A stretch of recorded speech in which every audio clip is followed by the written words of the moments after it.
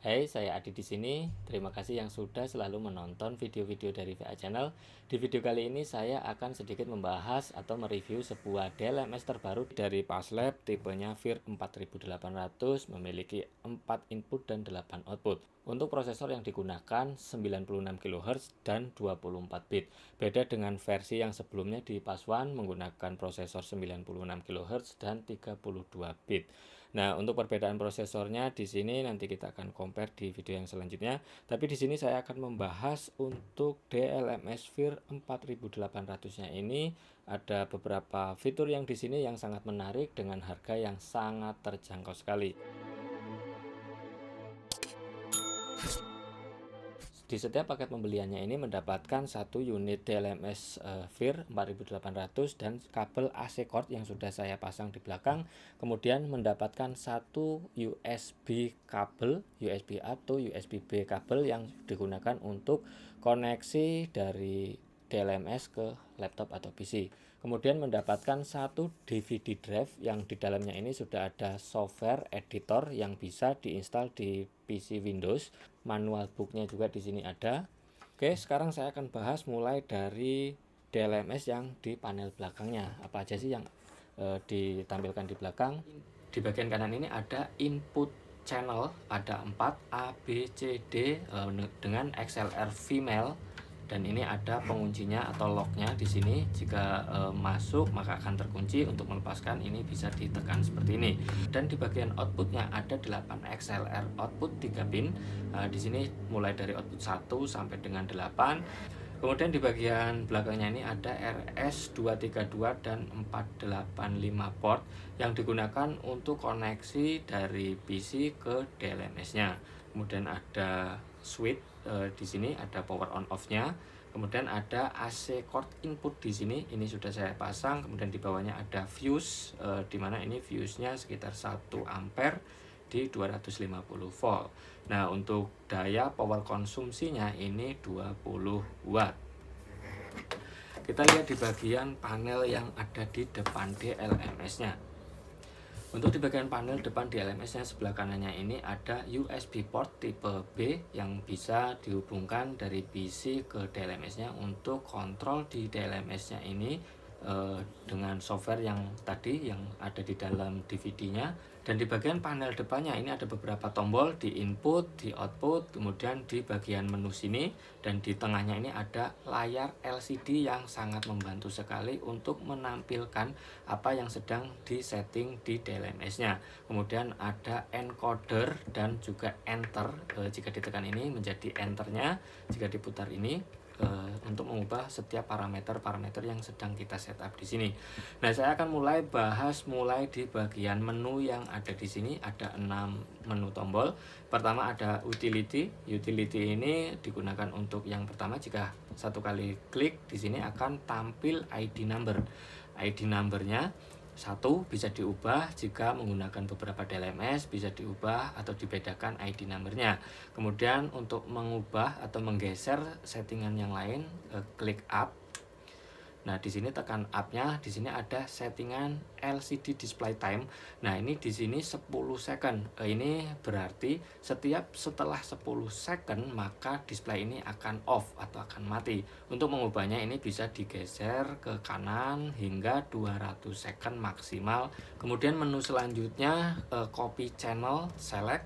Nah, di sini ada copy channel, bisa di copy dari output 1 ke output 4 misalnya. Ini output 1 ke output 4 bisa langsung di copy, atau misalkan copy channel input dari channel A ke channel B. Caranya di sebelah kirinya ini sumbernya, di sebelah kanan ini tujuannya. Jika posisi seperti ini berarti sumbernya A di copy ke input B. Tekan aja maka ini otomatis input A dan B akan sama. Jika mau mengcopy dari input A ke C sama, di posisi ini harus C dan di enter. Menu yang selanjutnya input source select atau pemilihan input sumbernya, bisa analog, jika digeser ke kanan bisa pink noise, white noise, sine wave. Nah, sine wave-nya ini untuk frekuensinya bisa dipilih sesuai dengan kebutuhan teman-teman, bisa geser aja. Ini saya kembalikan ke analog.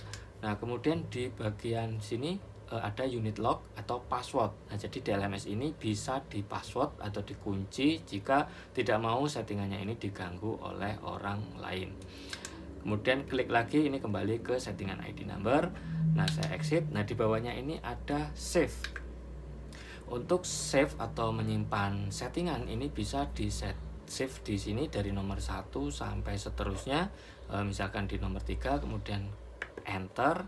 Nah, ini untuk mengubah namanya tinggal diputar aja, enter, tekan terus sampai di sini ada huruf Y. Y ini maksudnya ya, mau menyimpan ya atau N. Jika N ini berarti tidak jadi menyimpan, jadi no. Oke. Untuk menyimpannya yes, misalkan tekan seperti ini, maka ini akan tersimpan. Prosesnya ini agak memerlukan waktu beberapa detik untuk proses simpannya. Nah, setelah tersimpan ini akan tampil seperti ini. Karena saya tidak ubah namanya, masih default preset, tapi nomor 03. Kemudian untuk recallnya, nah untuk recallnya klik recall, kemudian mau recall ke preset yang nomor berapa yang tadi dibikin, misalkan 3, tinggal klik aja seperti ini, maka di sini akan loading. Beberapa saat ini akan memanggil settingan yang sudah kita save di sini. Kemudian di sini ada tombol up down. Up down ini untuk mengubah atau melanjutkan settingan menu-menu yang selanjutnya. Seperti yang tadi saya contohkan seperti ini. Kemudian ini ada tombol untuk exit atau keluar dari apa yang kita sedang setting. Masuk ke menu tombol yang ada di input. Sekarang untuk tombol di bagian input, jika saya mau mengubah parameter yang ada di input, di sini saya harus klik bagian editnya. Edit 1 atau edit channel input B atau C atau D, sama aja bisa disetting. Kemudian jika saya ambil contoh input A, di sini saya tekan edit. Untuk mute-nya tinggal klik seperti ini, maka ini akan menjadi mute. Tombol ini ditekan menjadi mute. Nah, untuk editnya klik dulu edit input 1. Di sini ada gain. Gain ini bisa diatur plus dan ke kiri ini menjadi minus, sesuaikan dengan kebutuhan teman-teman. Nah, untuk settingan parameter yang lain klik up. Up ini ada vir tab yang maksimal di 512 di bagian input. Kemudian di sini ada bypass on atau off. Jika off berarti vir-nya ini aktif, jika on berarti bypassnya sedang berjalan, berarti ini tidak aktif. Kemudian menu selanjutnya adalah link input. Input ini bisa di link, maksudnya fungsi dari input link ini, input A dan input B bisa di link. Jadi dengan setting salah satunya ini, maka keduanya akan memiliki settingan yang sama. Bisa input A ke B, bisa juga ke C. Nah, dengan tanda LED indikator di bagian edit ini kedip-kedip, berarti ini sedang link. Menu yang selanjutnya get. Get di sini ada threshold, hold, attack, dan release. Get ini jarang sekali digunakan di posisi input. Untuk pace-nya atau pembalik pasenya normal ini 0, ketika digeser menjadi 180 derajat atau terbalik. Kemudian menu selanjutnya ada delay. Nah, di sini ada 3 parameter yang sudah ditampilkan. Ini memudahkan sekali untuk kita saat setting delay. Di sini ada delay yang maksimum hingga 680 milisecond. Di sini bisa dikonvert langsung ke meter dan ke feet. Oke, kemudian untuk PEQ di sini ada 7 PEQ di setiap input, mulai dari input A, B, C, dan D ini sama memiliki 7 PEQ di setiap input. Nah, di bawahnya ada gain. Gain ini digunakan untuk mengubah level menjadi plus atau minus di frekuensi yang kita tentukan. Misalkan di sini di frekuensi 10 kHz. Angka Q ini menunjukkan seberapa lebar dan seberapa sempit level yang kita turunkan di frekuensi tersebut. Kemudian ada tipe PEQ. Di sini ada beberapa pilihan tipe. Ada peak maka fungsi key ini berfungsi. Ketika menjadi low shelving maka key-nya ini seperti ini, low shelving dan high shelving.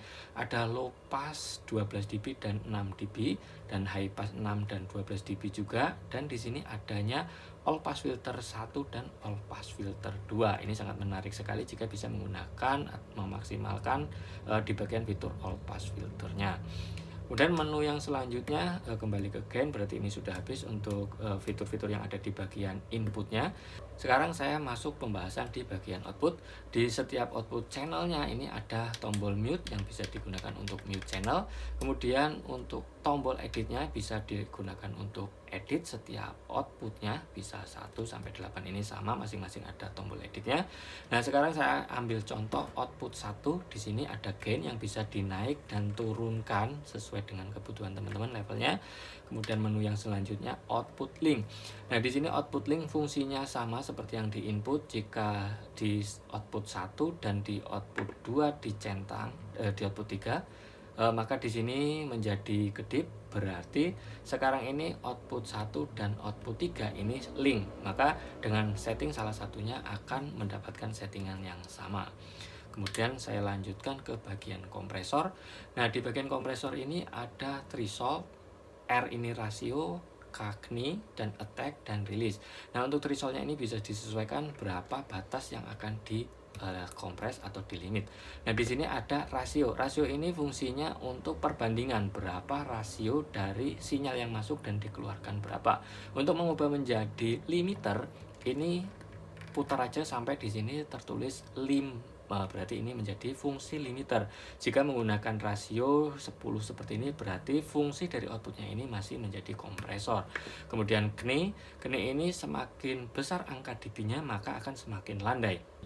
Jadi jika misalkan dilihat di grafik digital seperti ini maka ini akan menjadi tajam. Jika menggunakan Kni maka ini akan soft seperti ini. Oke, kemudian attack ini digunakan untuk berapa cepat kompresor atau limiter ini bekerja, dan rilisnya berapa lama setelah bekerja akan dilepaskan. Kemudian menu yang selanjutnya adalah phase. Phase ini bisa normal dan bisa 180 derajat. Ini berarti terbalik outputnya. Ini maksudnya adalah jika di XLR ada 3 pin 1, pin 2, dan pin 3, pin 1 ground, pin 2 plus, dan pin 3 minus.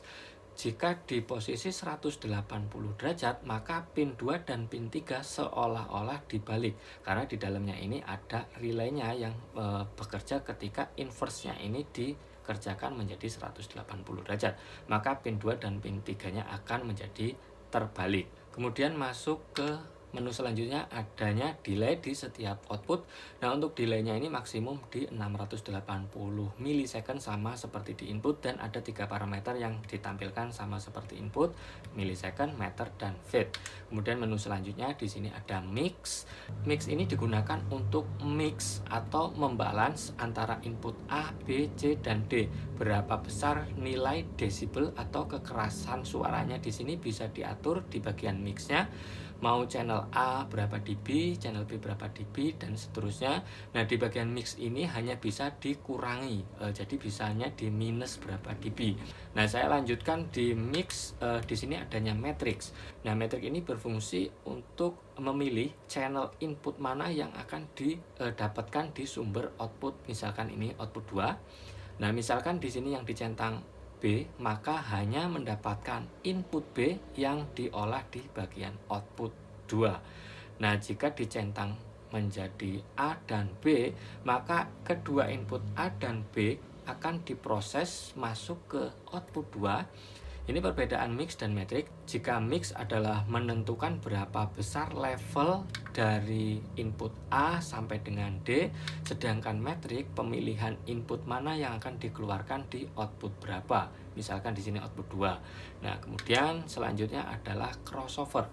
Nah, di crossover ini ada mode IIR dan jika digeser menjadi VIR. Saya akan bahas mulai dari mode IIR dulu. Di sini ada high pass filter dan di bawahnya ada low pass filter.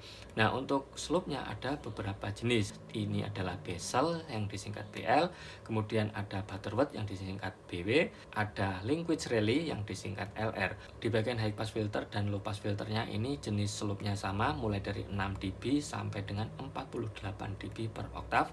Oke, kemudian di sini adanya VIR. Perbedaannya jika yang tadi di IR kita harus menentukan banyak pilihan, di sini di mode VIR. Nah, di sini adanya tab. Tab ini bisa disetting mulai dari 512 sampai berapa, tentukan aja sesuai dengan kebutuhan. Kemudian W windowing bisa dipilih juga. Ini masih bypass. Untuk memfungsikannya di sini bisa dipilih menjadi LP, ini adalah low pass filter, dan high pass filter ini HP, kemudian BP ini maksudnya band pass filter.